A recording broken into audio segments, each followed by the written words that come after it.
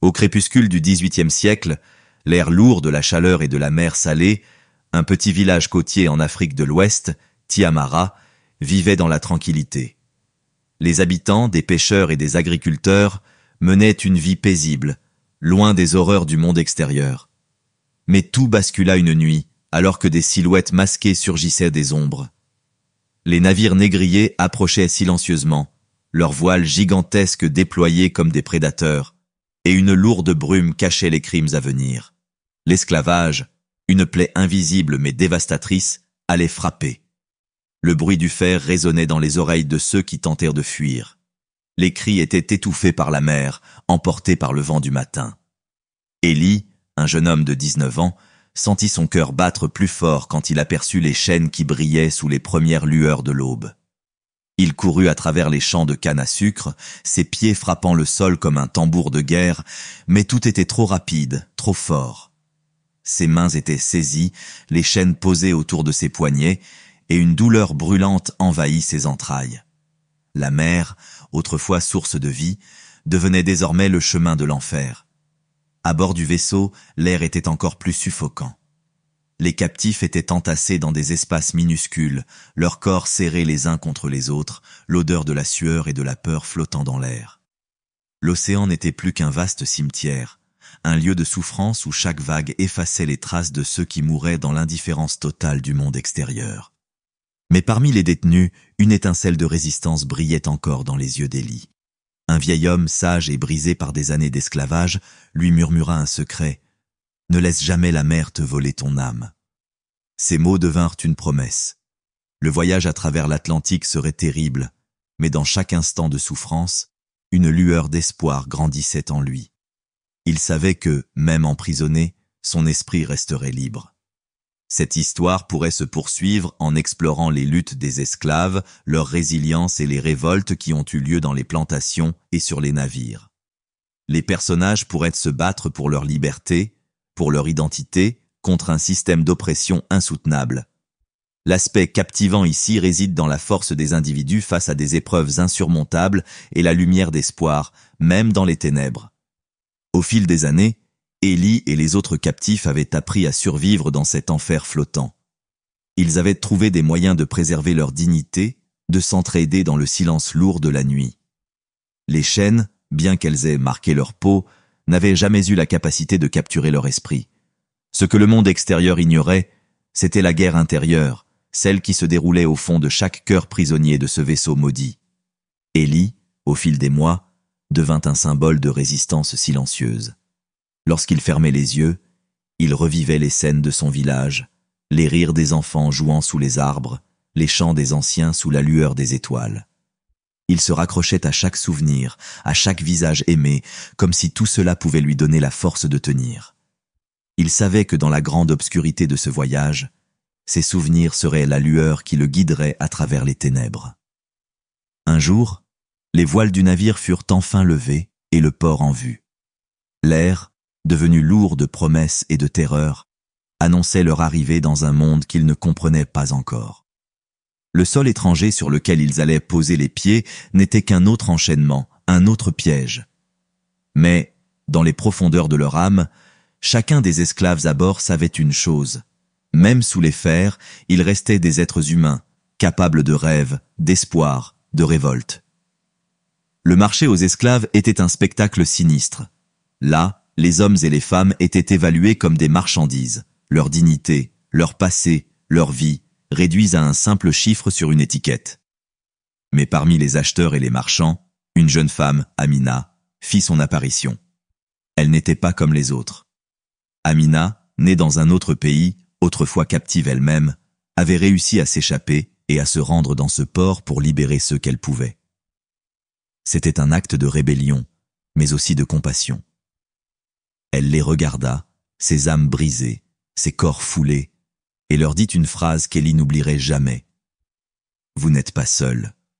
Votre lutte est la mienne. » Au fur et à mesure que les mois passaient, Élie et les autres captifs commencèrent à comprendre que la résistance ne se mesurait pas seulement par les révoltes ouvertes, mais aussi par la capacité de maintenir leur humanité face à l'oppression. Certains s'éteignaient dans l'indifférence du monde, tandis que d'autres, plus forts, devenaient des leaders, des voix portées par l'espoir d'un jour meilleur. C'était dans leurs murmures, dans leurs chants secrets, dans leurs gestes furtifs que la liberté renaissait. Élie, après avoir été acheté par un propriétaire particulièrement cruel, rencontra d'autres esclaves qui nourrissaient le même désir de révolte.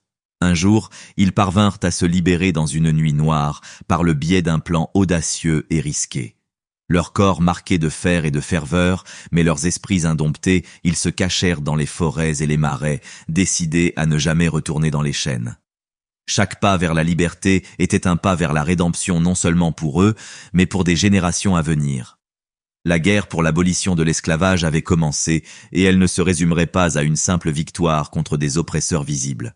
C'était un combat contre la cruauté humaine, contre l'injustice enracinée dans des siècles de silence.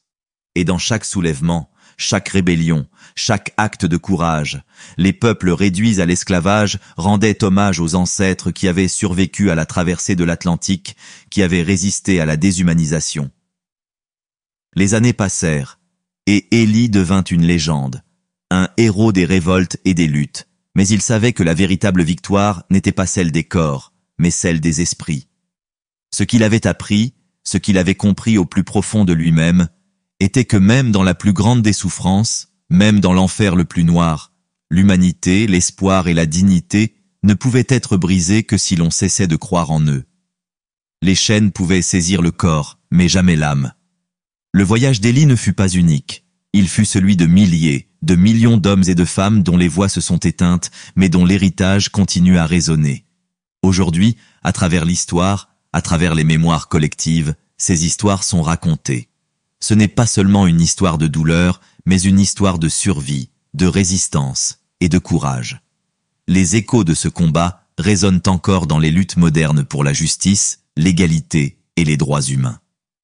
Ils rappellent à chacun de nous que la liberté ne peut jamais être prise pour acquise et que l'histoire des peuples opprimés ne doit jamais être oubliée.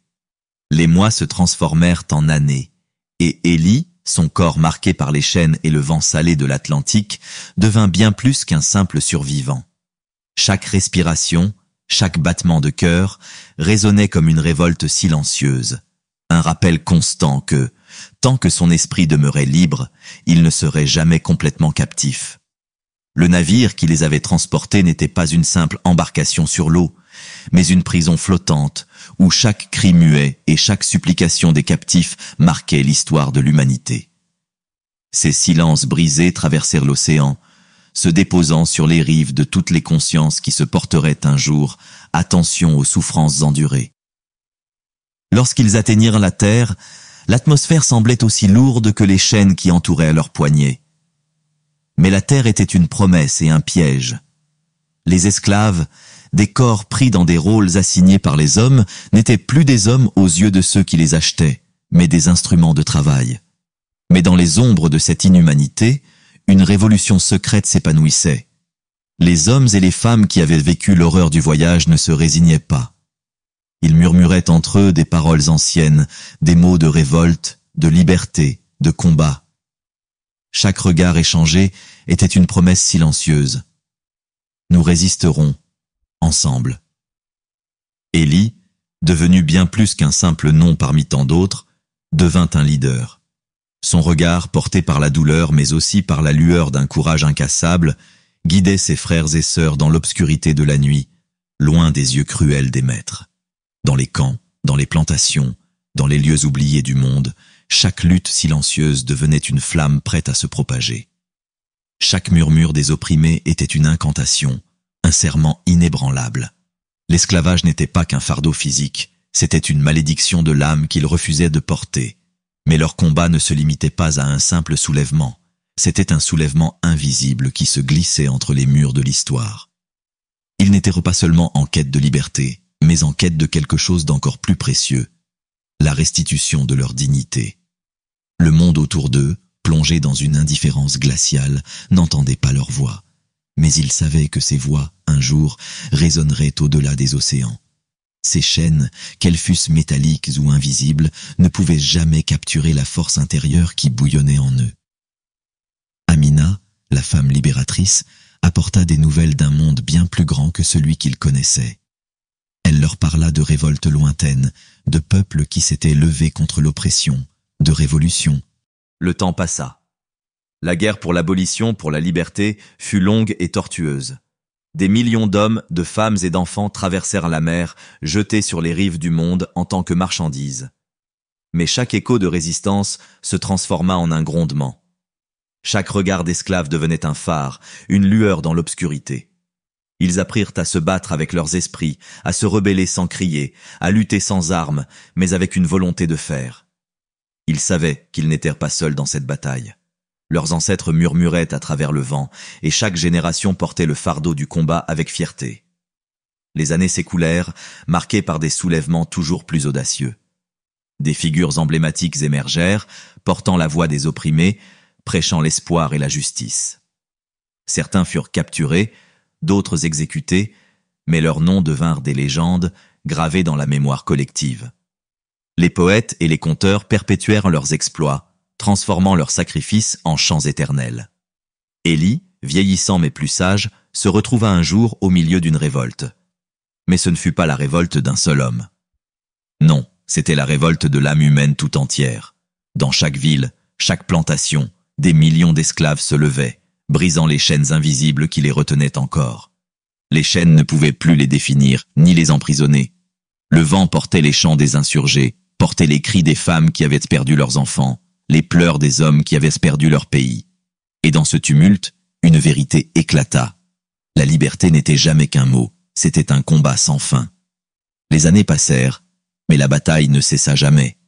Élie vivait désormais dans les récits que les anciens transmettaient aux jeunes. Chaque génération, chaque descendant de l'esclavage connaissait son nom. Il était devenu un symbole, non de la douleur, mais de la résistance, de l'espoir incassable. Son héritage se transmettait non seulement par la parole, mais aussi par des œuvres d'art, des chants de libération et des traditions secrètes qui rappelaient à chacun d'où il venait et pourquoi il luttait. Et ainsi, la lutte pour la liberté continua, à travers les siècles, à travers les continents. Les chaînes visibles se brisèrent, mais d'autres chaînes invisibles prenèrent leur place. La guerre contre l'oppression ne se termine jamais vraiment. Elle se transforme, se cache, mais elle ne disparaît jamais. Les héritiers d'Élie, à chaque époque, à chaque crise, se lèveraient à nouveau, et dans leur cœur, ils porteraient la promesse de leurs ancêtres. Nous ne serons jamais esclaves, tant que nous vivrons dans la lumière de la mémoire, dans l'écho de la résistance. Car cette lutte, cette guerre, ce combat contre l'injustifiable, elle ne s'arrêtera jamais. Elle continuera à chaque souffle de l'humanité. Il n'y a pas de fin. Il n'y a que des commencements. Chaque époque forgera de nouveaux héros. Des voix se lèveront pour dénoncer les injustices. Et ainsi, le cycle de la résistance ne prendra jamais fin. Les années passèrent, mais la bataille ne cessa jamais. Élie vivait désormais dans les récits que les anciens transmettaient aux jeunes. Chaque génération, chaque descendant de l'esclavage connaissait son nom. Il était devenu un symbole, non de la douleur, mais de la résistance, de l'espoir incassable. Son héritage se transmettait non seulement par la parole, mais aussi par des œuvres d'art, des chants de libération et des traditions secrètes qui rappelaient à chacun d'où il venait et pourquoi il luttait. Et ainsi, la lutte pour la liberté continua, à travers les siècles, à travers les continents. Les chaînes visibles se brisèrent, mais d'autres chaînes invisibles prenèrent leur place. La guerre contre l'oppression ne se termine jamais vraiment. Elle se transforme, se cache, mais elle ne disparaît jamais. Les héritiers d'Élie, à chaque époque, à chaque crise, se lèveraient à nouveau, et dans leur cœur, ils porteraient la promesse de leurs ancêtres. Nous ne serons jamais esclaves tant que nous vivrons dans la lumière de la mémoire, dans l'écho de la résistance. Car cette lutte, cette guerre, ce combat contre l'injustifiable, elle ne s'arrêtera jamais. Elle continuera à chaque souffle de l'humanité. Il n'y a pas de fin. Il n'y a que des commencements. Chaque époque forgera de nouveaux héros, des voix se lèveront pour dénoncer les injustices, et ainsi, le cycle de la résistance ne prendra jamais fin. Les souvenirs se transformeront en enseignements, les enseignements en actions, et ainsi le feu de la quête de justice continuera de brûler dans le cœur des hommes et des femmes déterminés à rétablir l'équilibre du monde. Un jour viendra où la voix d'un nouvel Élie résonnera, guidant une fois encore l'humanité vers la lumière. Tant que l'espoir vivra, tant que la mémoire ne s'effacera pas, la flamme de la liberté continuera d'éclairer l'avenir. Les héros du passé veilleront sur ceux du présent, et ensemble, ils bâtiront un monde où la justice triomphera toujours. Mais la justice est un équilibre fragile, perpétuellement menacé par l'avidité et l'oubli. Des ères de prospérité alterneront avec des périodes de lutte. Le souffle de la rébellion s'endormira parfois, mais il ne s'éteindra jamais complètement. Car tant qu'il y aura une injustice à combattre, une voix à faire entendre, une liberté à protéger, les héritiers d'Élie se dresseront. Peut-être que dans un futur lointain, quand les leçons du passé seront pleinement comprises, quand l'humanité aura appris à vivre sans chaîne ni oppresseur, la lutte se changera en une veille paisible, un souvenir d'anciens combats racontés sous les étoiles. Mais ce jour n'est pas encore venu. Aujourd'hui encore, quelque part, une injustice naît, un combat commence, une voix se lève. Et ainsi, la légende d'Élie, comme un phare à travers le temps, continuera de guider ceux qui refusent de plier. Parce que la liberté n'est pas un don, mais une conquête perpétuelle. Parce que tant que le monde tournera, il y aura toujours des opprimés pour réclamer justice, et des justes pour la leur offrir. Ainsi, l'héritage d'Élie ne fut pas seulement une mémoire transmise de génération en génération, mais une flamme inextinguible qui brûlait dans le cœur de chaque être épris de justice. Son nom, son combat, son souffle même semblait imprégner le vent, murmurer aux âmes révoltées qu'il existait toujours une lumière au bout du tunnel, une étoile dans la nuit la plus noire. Les siècles passèrent, les visages changèrent, les modes de vie évoluèrent, mais l'essence du combat demeura la même. Les chaînes de fer disparurent, remplacées par d'autres formes d'oppression, plus insidieuses, plus sournoises. Pourtant, la lutte ne faiblit jamais. Elle prit d'autres formes. Des cris dans les rues, des poings levés dans les airs, des mots gravés sur le papier, des chants portés par le vent. Le monde avançait, trébuchait, se relevait, parfois retombait dans l'ombre, mais toujours, quelque part, une voix s'élevait pour dire non. Non à l'injustice, non à la servitude, non à la peur. Et cette voix trouvait un écho dans d'autres âmes, comme un feu qui se propageait, incontrôlable, inarrêtable. Un jour viendrait peut-être où la paix véritable régnerait, où chaque homme et chaque femme marcheraient librement sans crainte, sans entrave. Mais tant que ce jour ne serait pas arrivé, tant que l'injustice rôderait dans l'ombre, les héritiers d'Élie se lèveraient encore et encore. Car la liberté n'est pas un droit acquis une fois pour toutes, elle est un combat permanent, un idéal à défendre à chaque souffle, à chaque battement de cœur.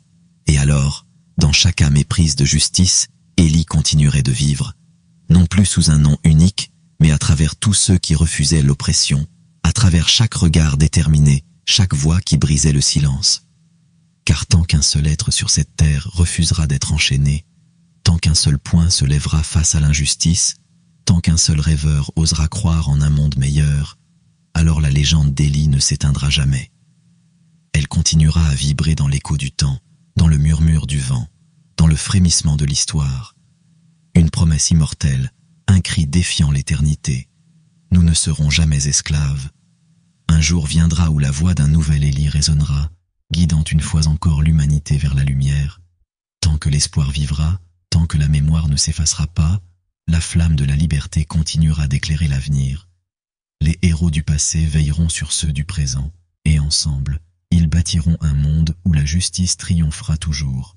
Mais la justice est un équilibre fragile, perpétuellement menacé par l'avidité et l'oubli. Des ères de prospérité alterneront avec des périodes de lutte. Le souffle de la rébellion s'endormira parfois, mais il ne s'éteindra jamais complètement. Car tant qu'il y aura une injustice à combattre, une voix à faire entendre, une liberté à protéger, les héritiers d'Élie se dresseront. Les années passeront, mais l'histoire ne s'arrêtera jamais. Chaque génération portera en elle les récits du passé, les cris des martyrs, les chants des révoltés et l'écho des rêves brisés. Chaque enfant qui entendra ces contes saura que la liberté n'est pas un don, mais une conquête, un flambeau à transmettre, un feu à alimenter sans relâche. Le temps passera, les noms changeront, mais le combat restera le même. Sur chaque continent, dans chaque nation, sous chaque ciel, des voix s'élèveront pour briser les chaînes visibles et invisibles, pour réclamer ce qui a toujours été leur droit. Des révoltes naîtront, des cris empliront l'air, des chants de